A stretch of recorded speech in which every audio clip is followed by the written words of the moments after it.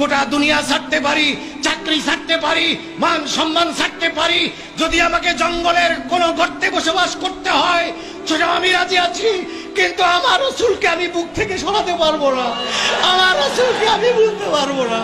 তোমরা যতই যা করো আমি রাসূলকে বলতে পারবো না।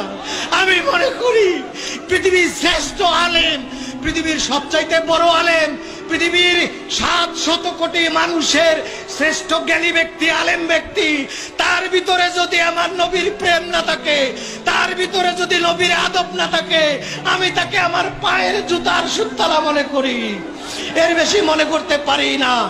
রাস্তার মুচি, রাস্তার চামার, রাস্তার একটা সুইপার যদি তার কলিজায় নবীর প্রেম থাকে, নবীর আদব থাকে, আমি আমার মাথার তাজ তাকে আমি মনে করি।